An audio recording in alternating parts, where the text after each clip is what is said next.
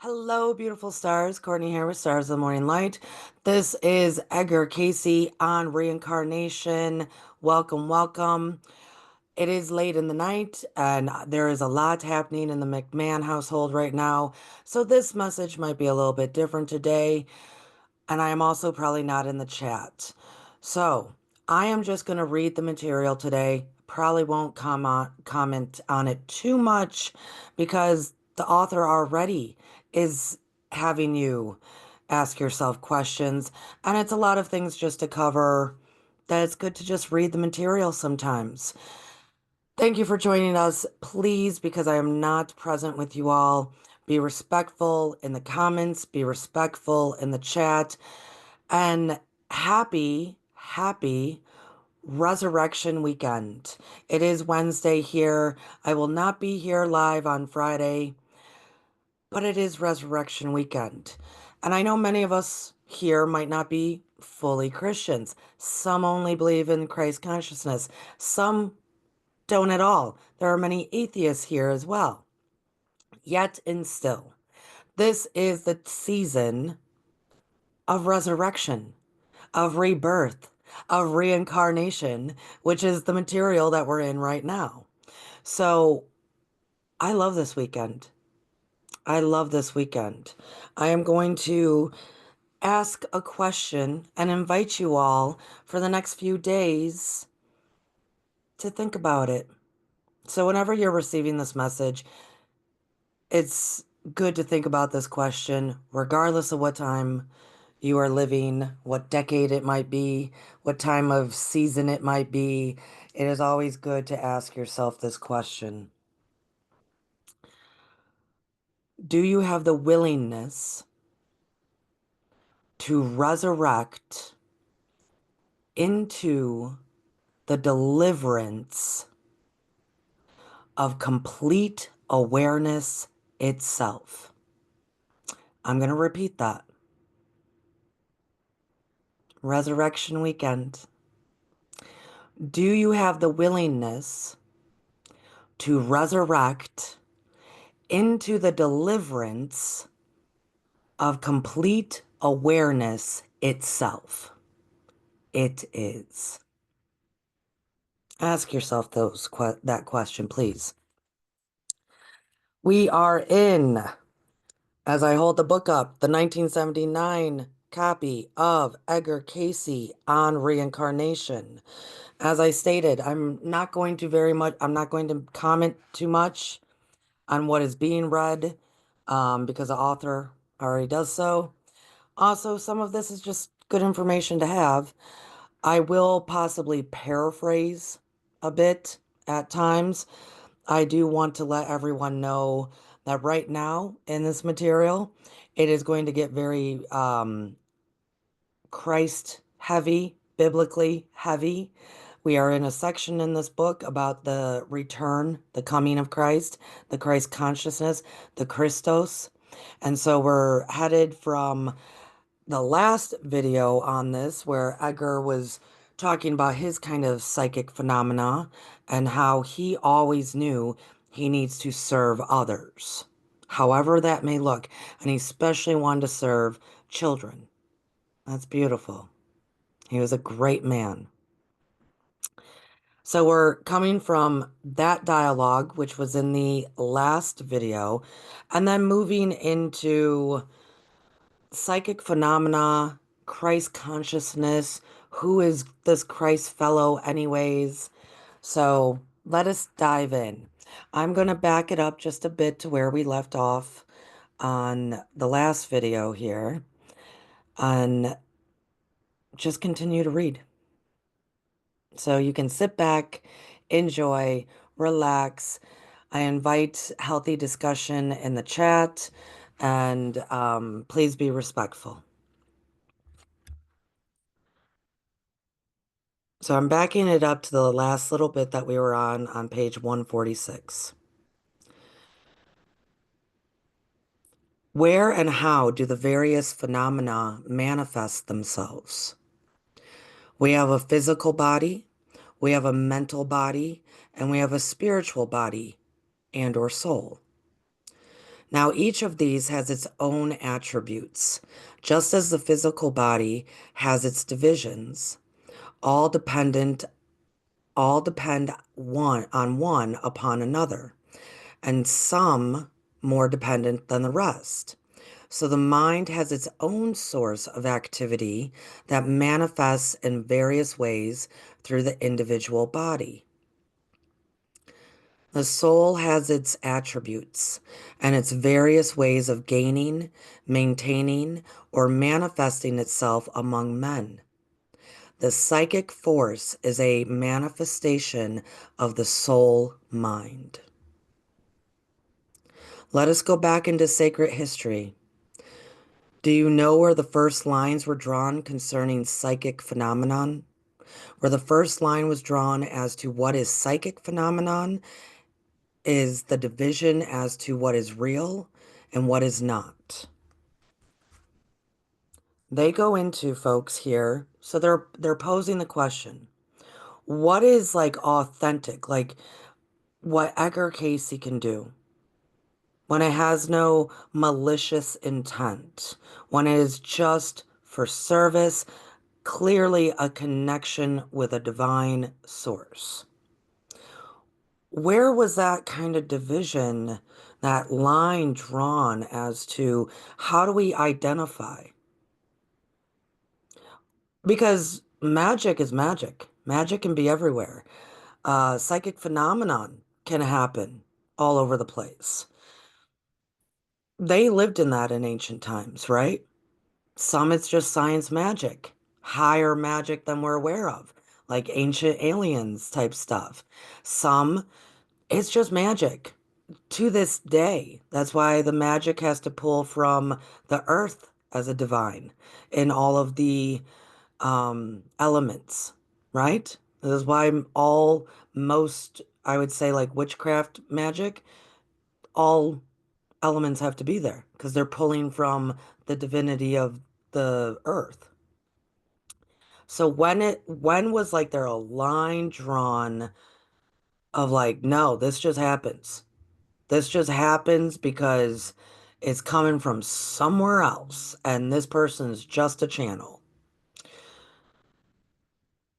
They then start referencing it was a very clear line drawn when it was like Moses and Aaron in front of the Pharaoh with their rod, you know, and then all of a sudden these plagues start happening.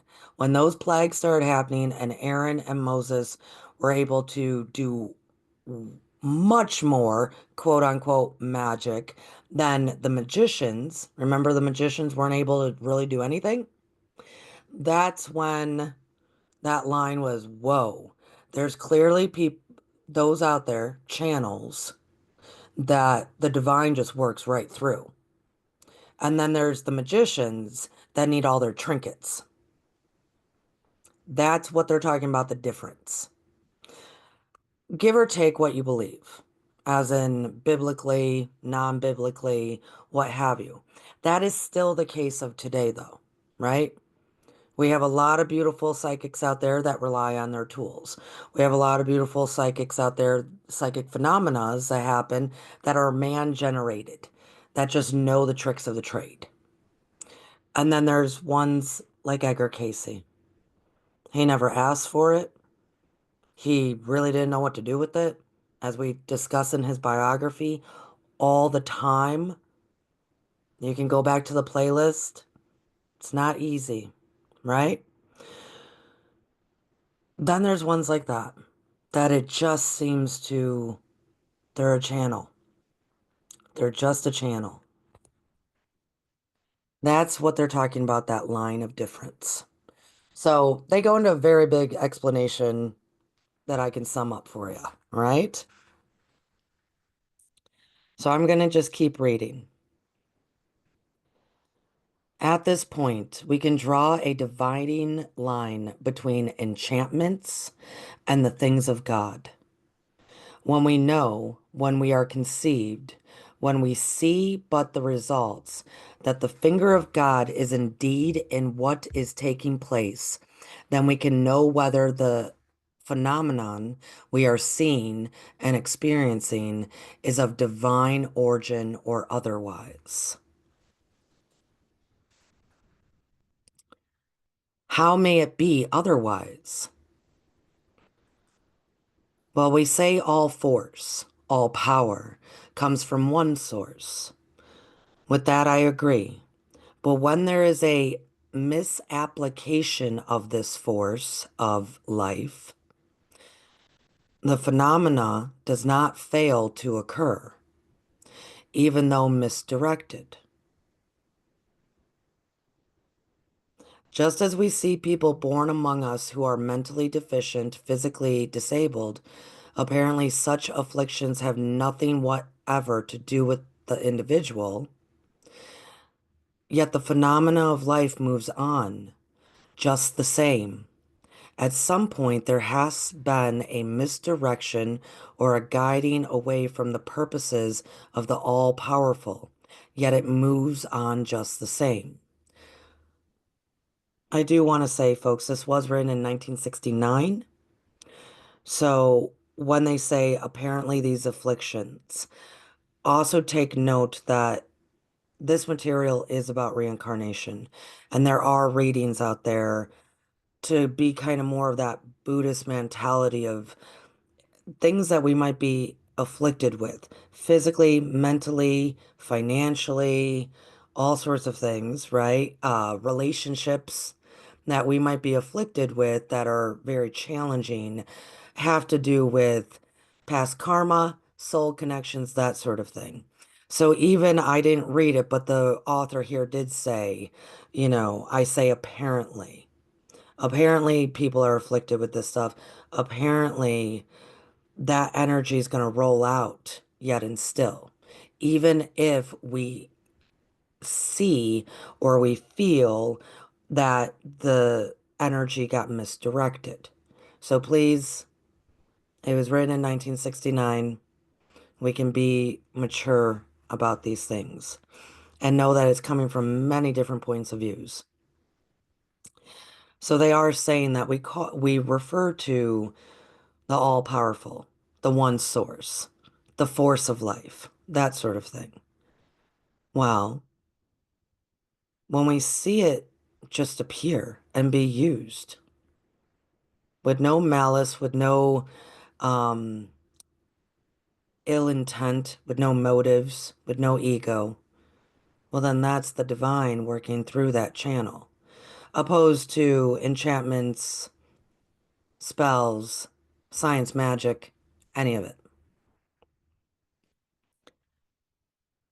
Possibly there wasn't a greater parable than the one about the wheat and the tares. Okay, I'm going to pass on for moving that as well.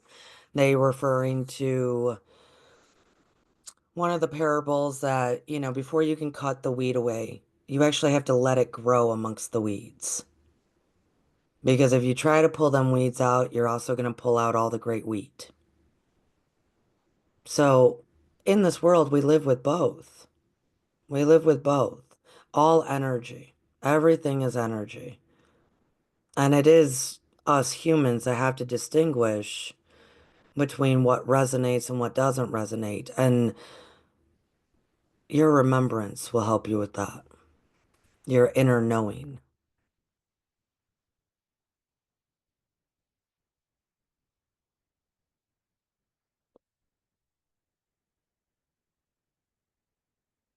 I'm going to be going to read one thing um, of what Edgar said as well. So this is kind of um,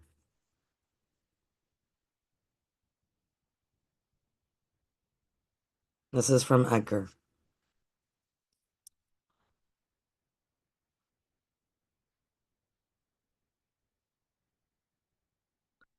If the soul is in a proper accord with the source of life, may not the phenomena be directed by the same one that directed Aaron, rather than that which directed the magicians in their activity? In the plagues, there was a point at which the magicians failed. So if psychic phenomena came from some source other than one divine source, they too must reach a point where they fail. This is now going to be Edgar's words. I need to put some context in there.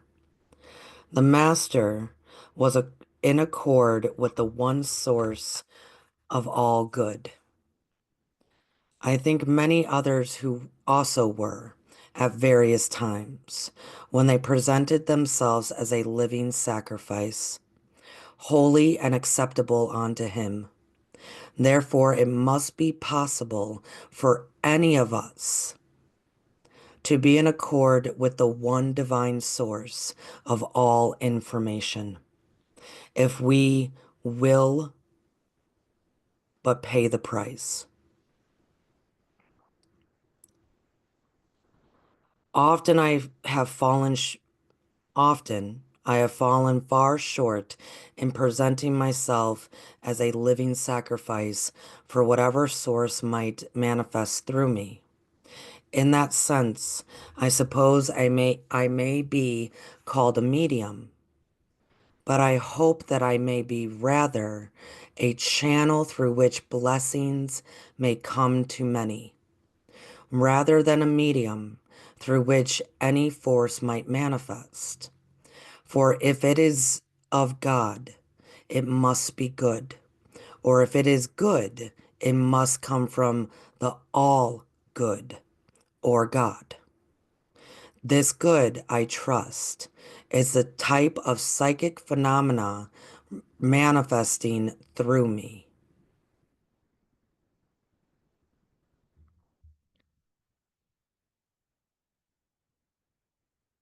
This is a sincere manifesto of perfect faith, crouched in simplicity that leads to beauty. And Cayce's personal love and trust in the Christ is, if possible, even more intimate in its total dedication when he spoke to the same group in 1934. This is Cayce again. In John 14:1-3, Jesus said, "Let not your hearts be troubled. Ye believe in God, believe also in me. And if I go and prepare a place for you, I will come again and receive you unto myself, that where I am, there ye may be also." When we look into the history of the world as we know it today, how often has a great religious teacher or prophet arisen? Plato said that our cycle of entering is about every 1,000 years. Judging from his history itself, the period of time between each religious teacher who has come into the earth varies from 625 years to 1200 years. Do you ask, is that how often you say Christ has come? Now, this is Cayce's answer.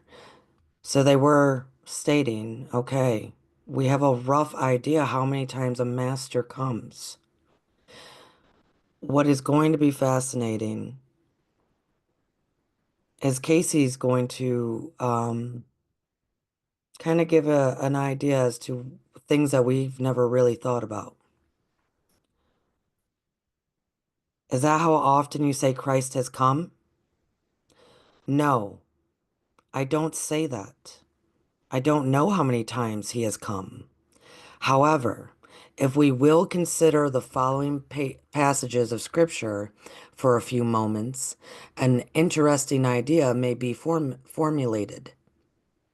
In the beginning was the Word, and the Word was with God, and the Word was God.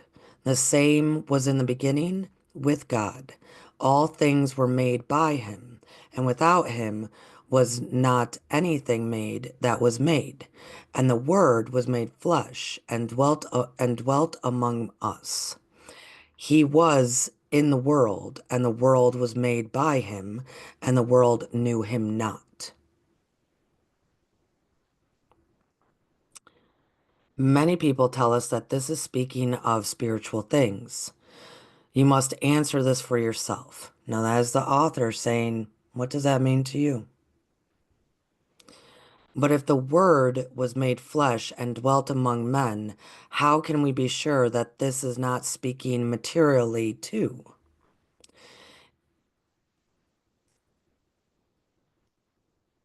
In talking with those who should have been and were the judges of Israel at the time, the Master said, your father Abraham rejoiced to see my day, and he saw it and was glad. Then said the Jews unto him, thou art not yet 50 years old, and hasn't thou seen Abraham? Jesus said unto them, verily, verily, I say unto you, before Abraham was, I am. And that's John 8. Did Jesus mean that in a spiritual sense or a literal sense or both? What do you think? I don't know. That's the author saying, I don't know. But what we have been told physically is this. Take it for what it's worth and apply it into your own experience.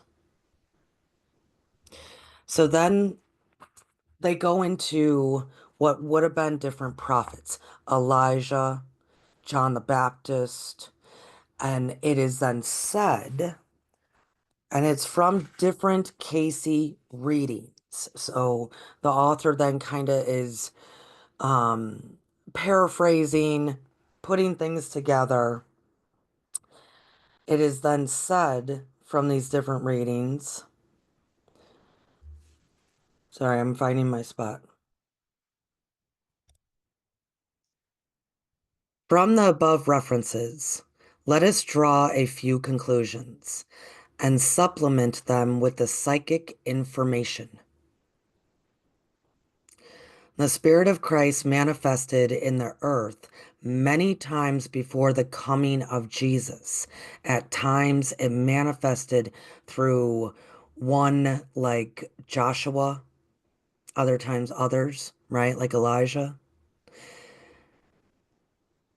And at other times, it manifested as a spiritual influence through some teacher upholding the worship of the one God. So it could have been an influence. It could have been more resonant within a prophet, within a channel, the Christos, the Christ consciousness.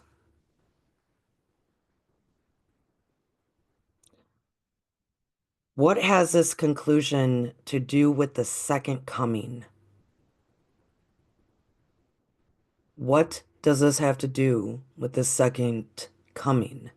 This idea that the energy of the Christ consciousness has not just been in one particular human.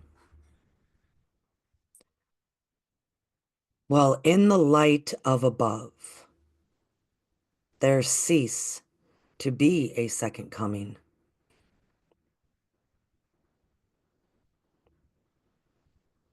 I'm going to read that again. That was his answer. And then it goes on, but let me read that again. So the question to Cayce in a reading was, what has this conclusion to do with the second coming? Answer. Well, in the light of above, there ceases to be a second coming.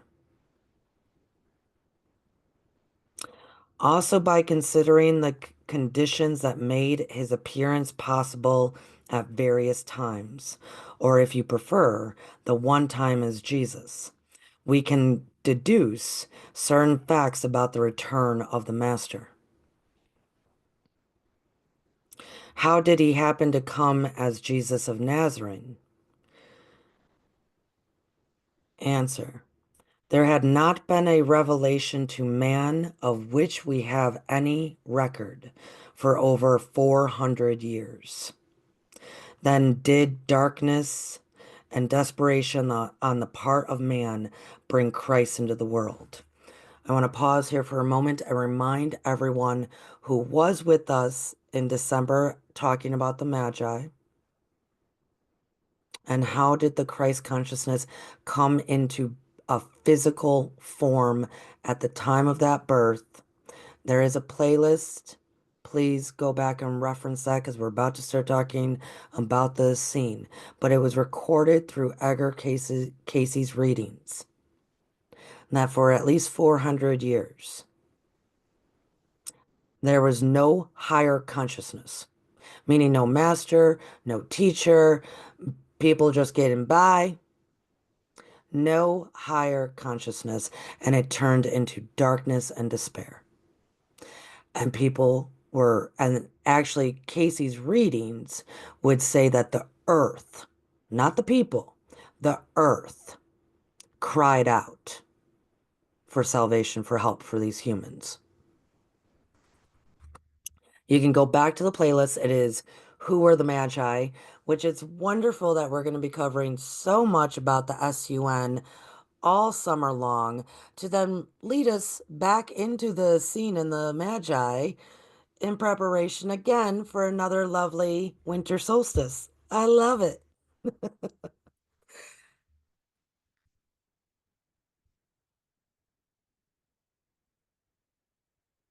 If so, okay. Then did darkness and despair on the part of man bring Christ into the world? If so, it's a reversal of the natural law, like begets like. The laws of God are not reversed at any time, and never will we find them so.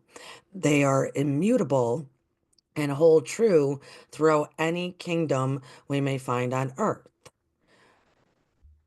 The reason this author is a little confused there of the like beget like is because it wasn't the humans that called upon it.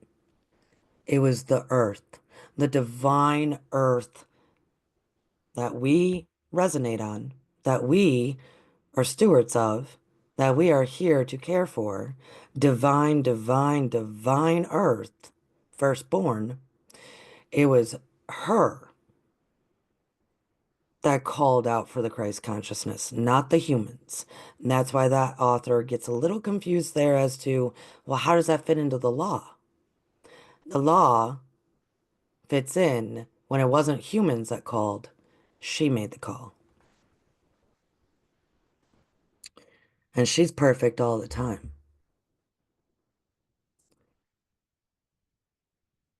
Then what brought about the coming of Jesus? Answer. A people who were sincere seekers. A little group founded to make themselves channels. Thereby, this great thing could come to pass. Who were these people? They were the most hated of all those. Ooh, sorry.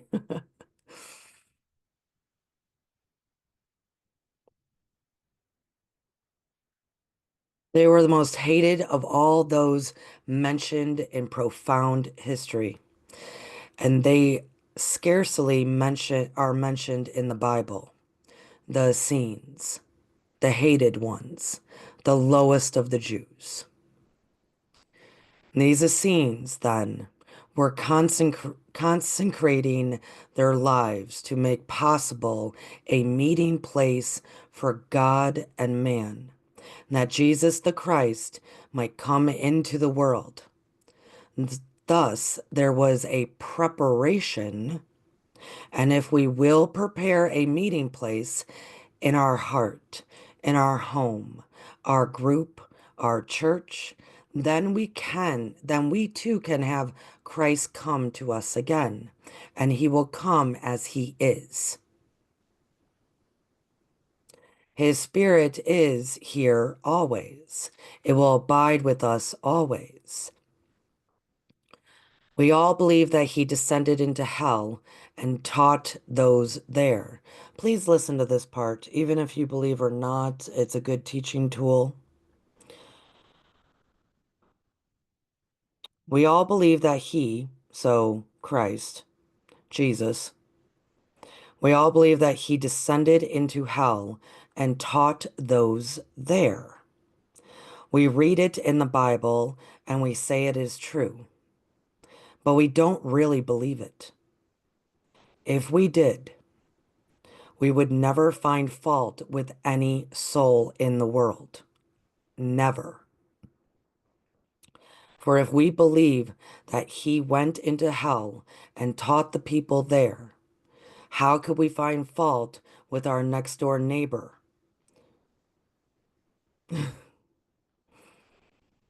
Because he doesn't, because we don't believe exactly what he does. They gave a lot of listings as to why we find fault with our neighbor.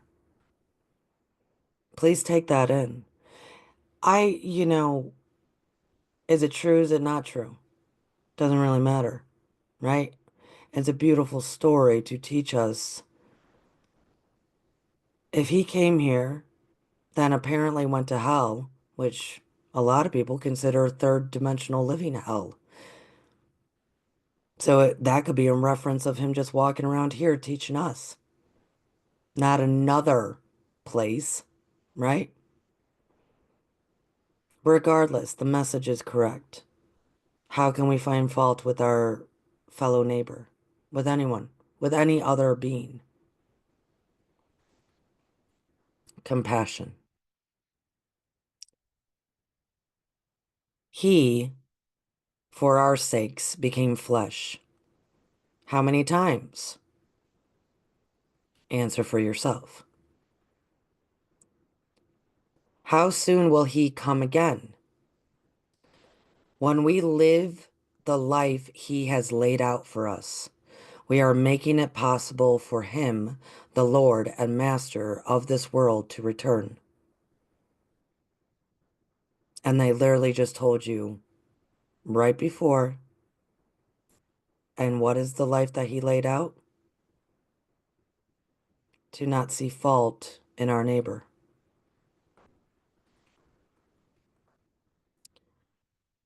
I will not leave you comfortless, but I will come again and receive you unto myself, that where I am, there you may be also. Thus, in his waking hours, Cayce the man reveals himself as a tolerant and sincere churchgoer of the Orthodox religion, with no desire whatsoever to push his personal beliefs down other people's throats, nor for them to push their beliefs down his throat. Nevertheless, it would be difficult to proceed beyond this point to a fully balanced explanation of reincarnation as he saw it, unless we understood his insistent that Christ was a divinity manifesting himself through a highly developed human soul named Jesus. Furthermore, that same divinity had to manifest itself several times on the earth before it was able to prepare a human body of sufficiently advanced spirituality to sustain it, capital IT, in its, capital, unlimited tasks of salvation. I'm going to read that again. Before I do so, I'm going to ask you a question again. Do you have the willingness to resurrect into the deliverance of complete awareness itself? Do you have the willingness to resurrect into the deliverance of complete awareness itself?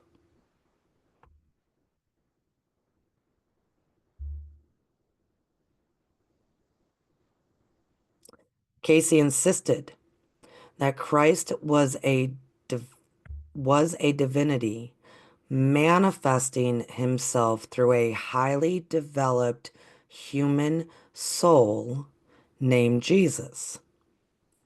Therefore, that same divinity had to manifest itself several times on earth before it was able to prepare a human body of sufficiently advanced spirituality to sustain it in its ultimate task of salvation.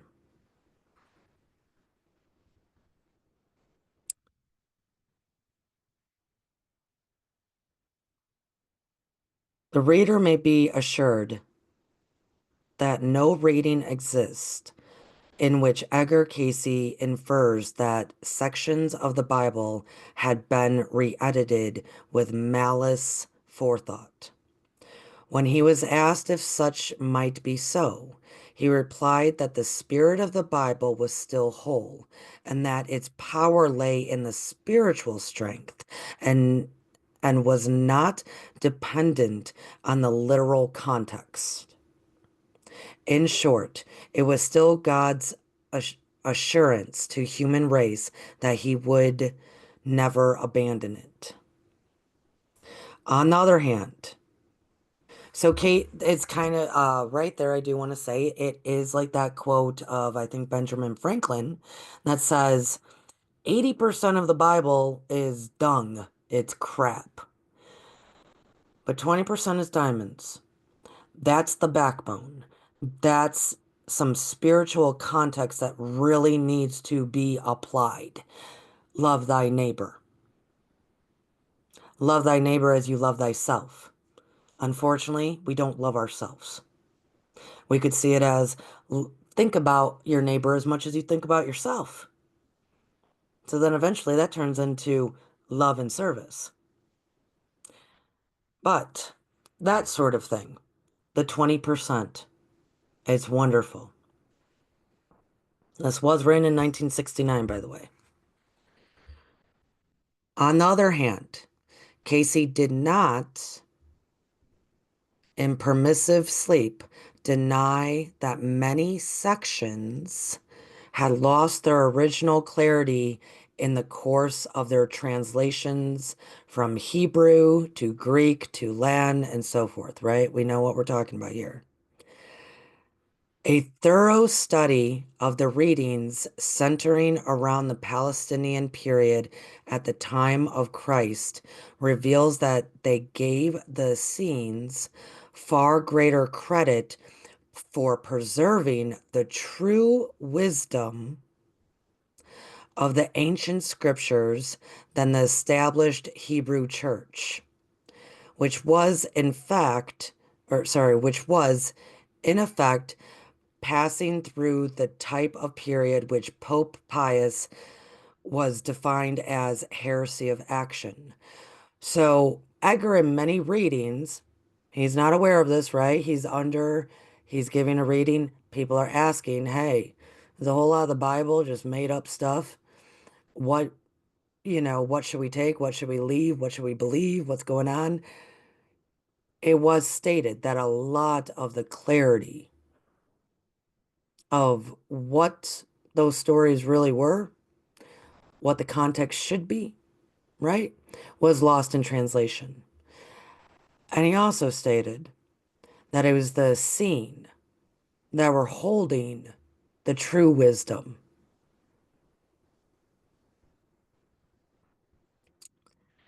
When Christ preached in the synagogues, he introduced nothing new or unfamiliar into his sermons. But more devastatingly, he revived those sections of the old teachings which had either fallen into convenient disruption or been reinterpreted to suit the political agendas. They're saying that all those stories that we have in the Bible of Christ speaking at the synagogue, flipping the table over, right? We all use that to justify our anger. All of those stories in a lot of what Christ is teaching. And I'm going to tell you in the same in his teachings in the Dead Sea Scrolls, which they're going to mention in the Nag Hammadi scriptures that were found after this, all of this material. He was actually teaching the scene. So please go back and watch those videos on Who is the Magi. We will be covering this scene. Teaching the scene, and which is very, very old understanding,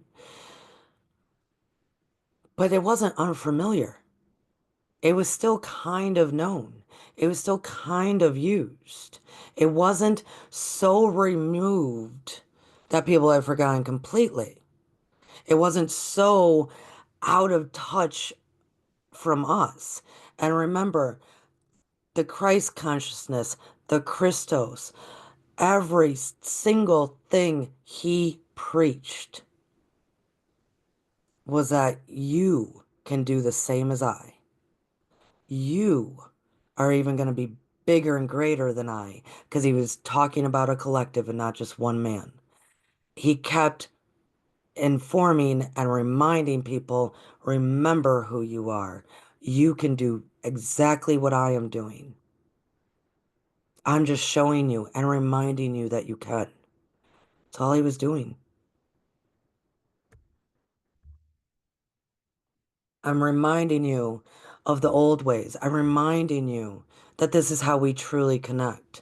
I'm reminding you to elevate your consciousness. It's not me who wrote that. Remember, it was just stated. Cayce insisted that Christ was a divinity manifesting himself through a highly developed human soul. That the same divinity had manifested itself several times on earth before. It was able to prepare a human body, so a body of form, that would be sufficient enough in advanced spirituality to sustain itself to sustain itself for its unlimited task of salvation. So, y'all,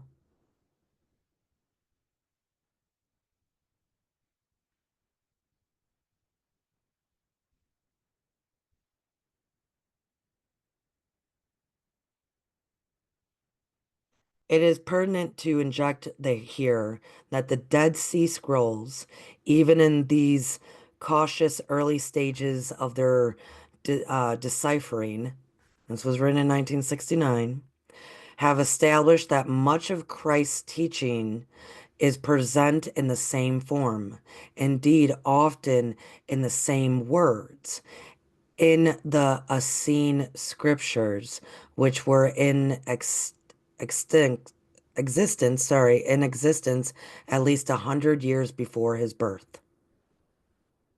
This proves that he was in basic accord with the tenets of the scene, although in his own lifetime they were in mu such conflict with Orthodox Judaism that no reference to them was permitted in the Hebrew scriptures. Unfortunately, the sect, meaning the sect of Essene, posed its fair share of firebrands and hotheads who believed that the ends justified the means, even to the extent of guerrilla attacks on like Pharisees and whatnot. And this group obviously found itself in conflict with Christ's exhortation to resist all forms of violence. And even two or three Essenes among his disciples forgot themselves often enough to provoke incidences. At this time, Jerusalem was occupied by the Romans, very much as France in our century was occupied by Nazis. But the Essenes were a sect which had for so long been underground that they were virtually unaffected by the superimposition of Roman pers persecution over the existing persecution that had already been. So they were very underground. Once again, in the Magi series, in the playlist, we talk about how they were so underground, but they were the ones who were there for the birth of Jesus. Mary was in a scene, and actually a very accredited, great oracle. They were a part of the scene. They were there for the creation of Christ, the birth of Christ, the traveling to Egypt with Christ, the teaching of Christ. Nevertheless, the sect meant eventual annihilation at the hands of the Roman army. At oh, sorry, the same governing body which had instigated the crucifixion of Christ. To some, what the Dead Sea Scrolls are slowly establishing is that the Essene beliefs were rooted firmly in the laws of reincarnation. The Essene prophecy was worded in the past instead of the future tense. And in it, Christ was called by various, by various, by, sorry, Lord, jeez, by various names such as Good Man, the Messiah, the Son of Light, never by his real name. So they started talking about how the scene, remember, they said prepared the way. They were a group that stayed holy, faithful, sacrificial, as in to their own needs and cares, underground, underground, solely so they could keep what had always been, and we will be covering this in the future, what had always been the SUN very close to themselves without any outside influences, without being found. They stayed intact, traveled together, did everything together underground for the preparation, they've already stated it, for the coming of the Christ. It is actually in their scriptures that they, not so much what's in the Bible, in the seen scriptures, that their prophecy was much more spot on. John the Baptist was a part of them. That's why in the Bible, he appears to be such a wild man, living out there in the brush. Well, it's because John the Baptist sometimes would come out of the cave and get a little wild, trying to induce others into, hey, don't give up hope. Don't give up hope. He's coming. Things are going to change.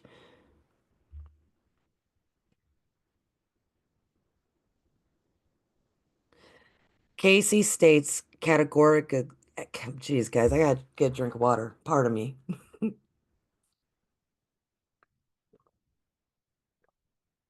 And I'll be finishing up here soon.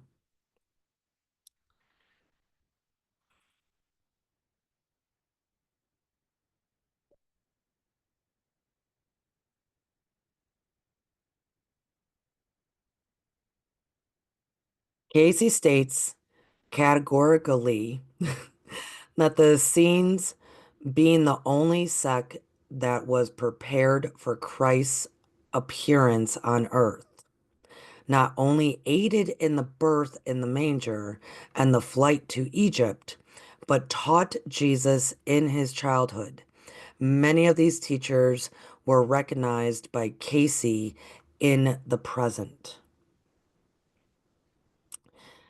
Then the entity was brought up in the tenets or school of thought that attempted to be the reconstruction of the former sect established by Elijah in Mount Carmel.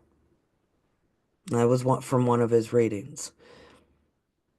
Because of the division that had arisen among the peoples into the sect, such as the Pharisees and alike, there has risen the Essenes, who cherish not merely the traditions which had come down by word of mouth, but had kept records of all supernatural experiences, whether in dreams, visions, or voices that had been felt throughout the experiences of this particular people.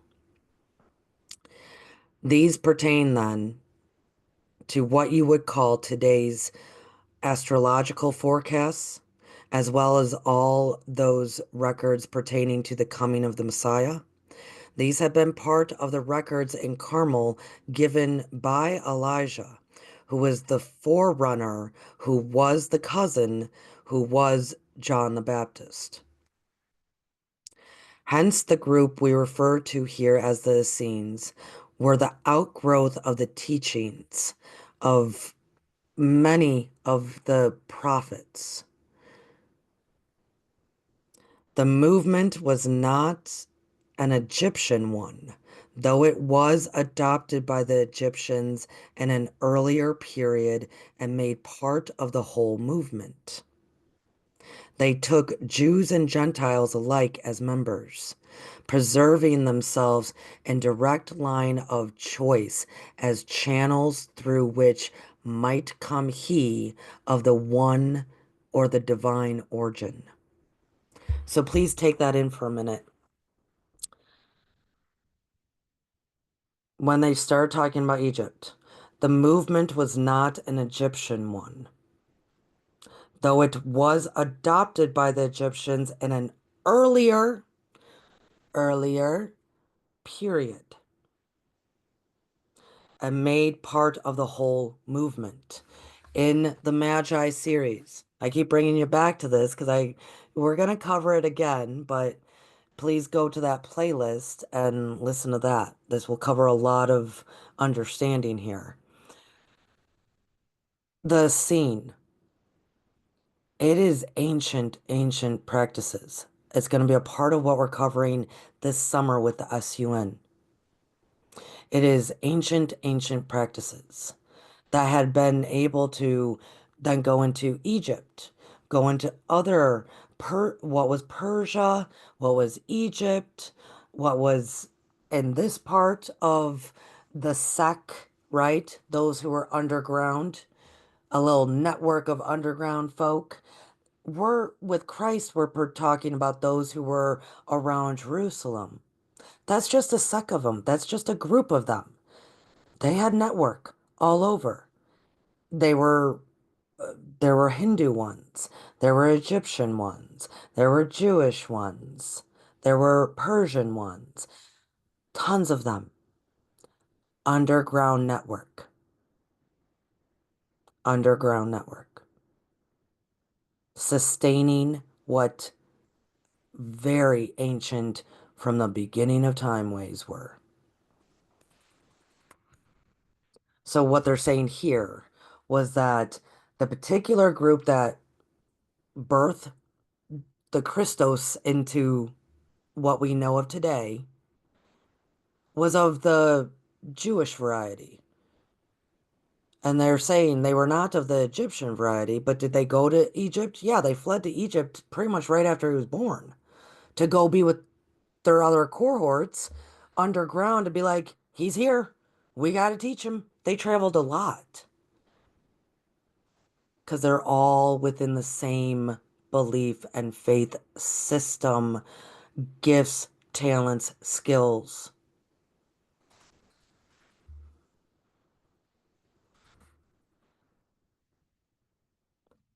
They took Jews and Gentiles alike as members.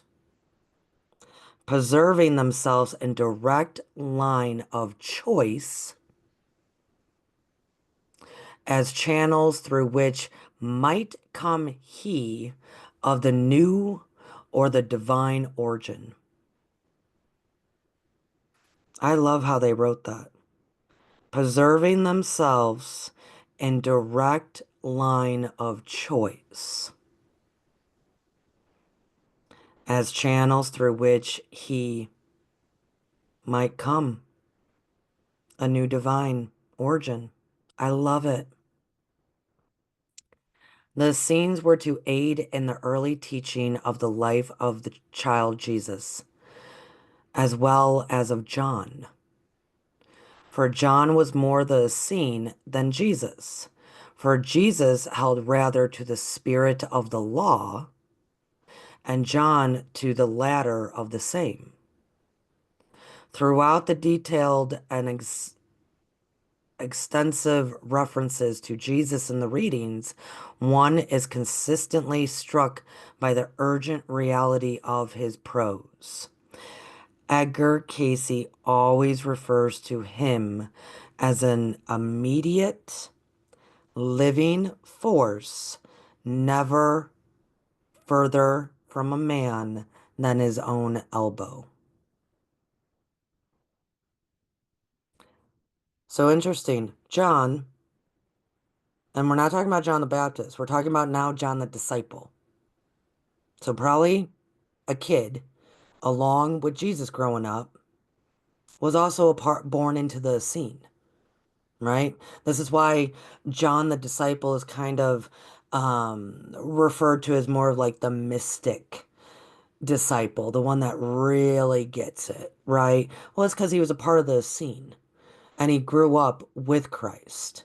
The difference is the body of form that Christ was in held all of its functions, the consciousness that was already in that body of form could obtain the high level, the highly developed consciousness, spirituality, 7D and above, right?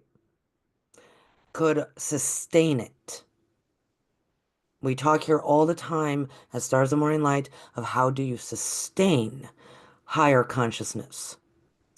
Consciousness is frequency, frequency is consciousness. How do you sustain higher frequency? How do you sustain higher consciousness? That is one of the big differences. And that is because Jesus, as is said through Cayce's readings, Jesus, for Jesus held rather to the spirit of the law. And John, he had to grow into that some. He did later when we meet him as an adult and all his revelations, right? So, big difference. But we can do it. We can do it. And why can we do it? Is because Edgar Cayce has always, always hands down said that the Christ consciousness, the Christo, the spirit of the Christ is intimate. It is a living force that is no further away from you than your own elbow.